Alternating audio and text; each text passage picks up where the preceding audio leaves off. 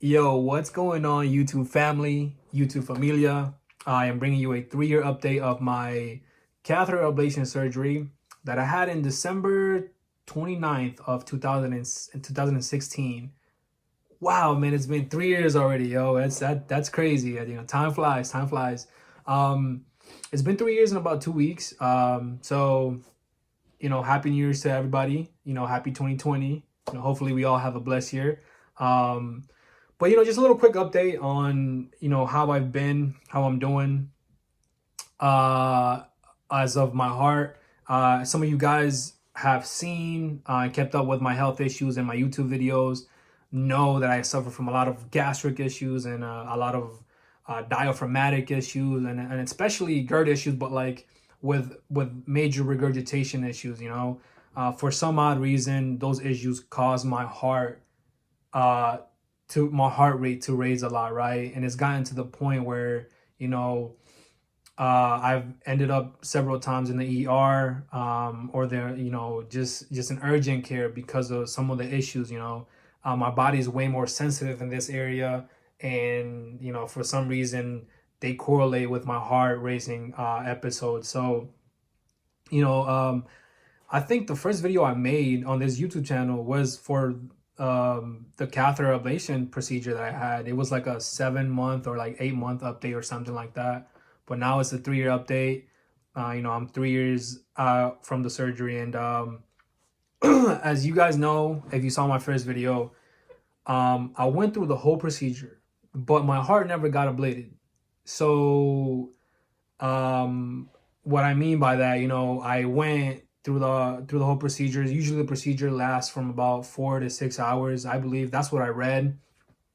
But when I went in there, my procedure lasted for about 2 hours, 2 hours and a half, maybe, something like that. It didn't last too long, and that's because when my doctor went in there, she went in there, and once she got into my heart, she saw that the extra electrical pathways that she thought I could have had or had, that never came out. She saw that my heart was just healthy. It's normal. Um, so from that point on, I really understood and knew that all my issues were being caused from my gastro problems, right? So that was a big relief, and the fact that my heart never got ablated, I guess I'm one of the few people, and to be honest, I'm the only person that has gone through the whole procedure but never got their heart ablated. So I made the YouTube video through about 2 years ago, the 8 month update, and I still haven't found someone that went through the whole procedure um, that didn't get ablated. So I can't really relate to anyone that's been through that, but I know I went through the whole procedure, and the reason I got it was because I was going through heart racing episodes, and the reason my electrophysiologist recommended me having that was because I did a stress test, and for some reason when I did the stress test, I ran for a minute or so after walking. They recommend you to run if you can, right? So you can stress your heart a little bit more. And I did that, and when I got off the treadmill, my heart rate wouldn't go back to normal as it should. It was staying a little bit higher, around 100, 110, 120, and then it will go back down to like 110 or so. So it was just very off, and it wasn't normal. It took a while for my heart rate to go down after walking and running a little bit in the treadmill. So they sent those results to my electrophysiologist. When I went to her office, she said, I would recommend you having a heart procedure. But when she told me that, listen, I was in complete shock. I was like, what? And she kept talking for several minutes. And when it was my turn to speak, I was like, wait, a heart procedure? So whatever she said, those 2 or 3 minutes she was talking, I did not even wanted to hear anything after my mind, after I heard heart procedure. And I was like, yeah, she was like, it's a heart procedure. We can really check if you really have something, right? If maybe, you're going through the SVTs and the WPWs, And if you have all of that, and I believe your heart is shooting an extra electrical pathway. So what really made me come up and really helped me decide was, first of all, we're not sure if I have something, right? So we're going in there, she's going in there to check if, I have something. If there is something, then she will ablate it, take care of it, and then, come out of surgery.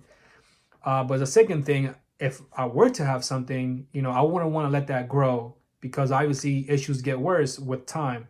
Um, so me being active as I used to be, I didn't want, my heart to be more stressed, and eventually maybe something even worse could happen to me, as like my heart stopping or something while I'm exercising, or some sort of issue, um because of those issues. So I said, I was young and I'm still young, but at the time I was 23, so it was a very, very tough decision. I prayed a lot, and going into the surgery, like, I don't know if you're a believer or not, but I prayed so much, and I feel so comfortable with my surgery. I remember saying, you gotta say bye to your family, and that's a very tough moment, man. Like that, it's only God's will if you're gonna see them again. And I was very confident. I said, hey, I told my mom, I was like, don't worry about it. I feel good. Like, God's got me. God has my back. So I went in very confident, and guess what? Come out of the surgery 2 hours later with the doctor saying, hey, your heart's healthy. You have nothing. We couldn't make anything come out. And it's been like that for now 3 years, and my heart's been healthy. I do have episodes, and I do have certain episodes, but it's all caused because of my diaphragmatic issues, my gastro issues, and my GERD issues. So that's where I'm taking care of now. If you guys have been keeping up with my videos, then you guys know that I've been working with that. I had another surgery recently for my gastric issues. So, until I really take care of my gastric issues, I feel like then that's when my heart issues will actually go along with it.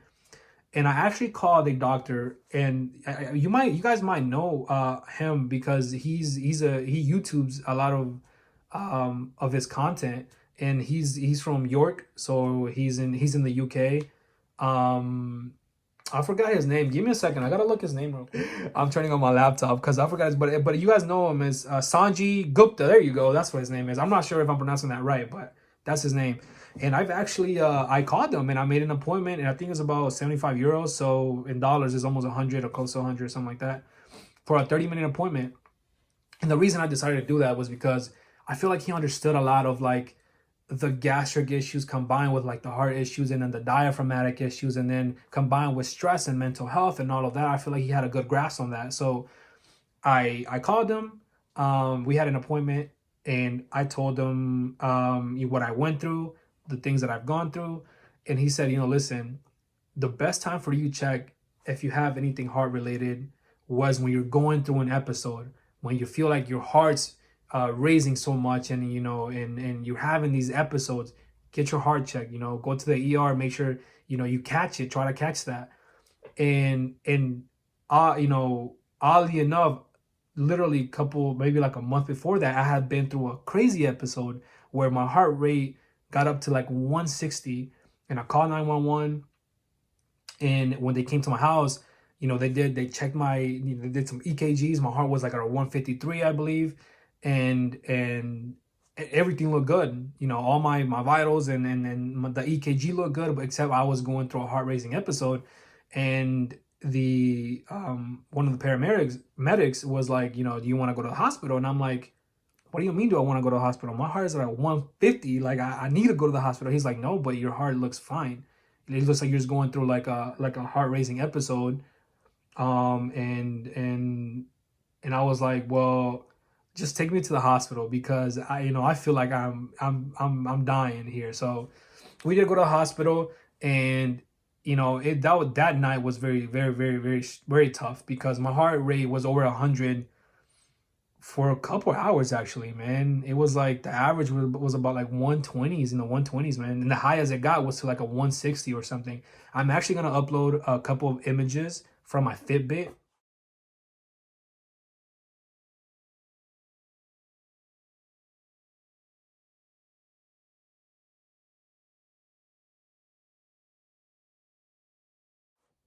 because you know, it helped me understand how like high my heart rate got that night, and how high it was throughout the night.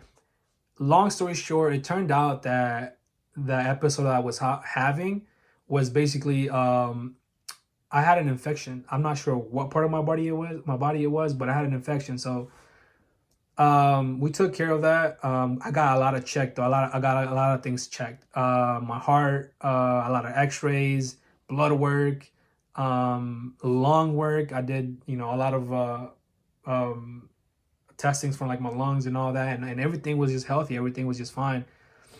So that doctor explained to me, you know, once you see that, you know, it's not your heart and you got that checked out, when you're going through those episodes, then we can actually, I feel more confident in telling you that you need to take care of your gastric issues, that you need to take care of your regurgitation issues, because there are studies that have been found that, you know, gastro issues, diaphragmatic issues, and all of that, you know, causes, you know, heart rate issues and stuff, and all the things that I was telling him. So it was actually very comforting talking to him, and I'm probably gonna reach out to him soon to get more information. I feel like he, for some reason, I feel like I can, you know, he understands more than just the heart issue, right? He goes farther into understanding the rest of your body, to see how they correlate with each other. So besides that, um, you know, that was one of my major issues. But other than that, guys, I've been trying to take care of my gastric issues, as I've stated on other videos. And, you know, it's been 3 years, and every time I go and have like an episode or something, and I go get my heart checked, all my blood work comes out normal. You know, my heart rate is just high, but you know, they never find any like like a sketchy EKG, and I'm normal EKG. You know, everything just, it just turns out to be well. So um it's been very good for me. So if you guys have any questions or something that I didn't answer from just the update, it's just a quick update for those 3 years. So shoot me write a comment in the YouTube channel, write a comment on the video, and I will reply. I usually reply to all of my comments. I always say that on my videos, but I try to reply to them because, like I said, unlike other people that have gone through these like issues and symptoms, you know, most of them, if not all of them, get their heart ablated. I'm one of the few people, and I haven't met anyone else that hasn't gotten their heart ablated or touched and through that surgery and that procedure. And for that, of course, I'm blessed. But then again, I can't relate to anyone that has gone through that. So, if you like this video, give it a like, comment. I always reply to any comments or any questions or concerns that you have. And I can tell you anything about my experience. You know, I'm an open book. I love helping people, and I love getting feedback or help from what they think, things that I should try. And with my community that I've built with these videos, we all help each other as much as we can, and it's a beautiful thing. Or if you have any family member or any friend that's going through it, share it with them, share the video. And if anything, even if they don't watch the videos or this full video, just comment, comment or something, and I can reply. I always reach out to them. I'm very comfortable with like giving out my email as well if you want to, personally talk over the phone whenever I have time. So thank you guys for watching. Thank you for keeping up with me. And I'm gonna make some more videos soon, by the way. Basically like little things, like small videos, for example, like going through an endoscopy procedure, right?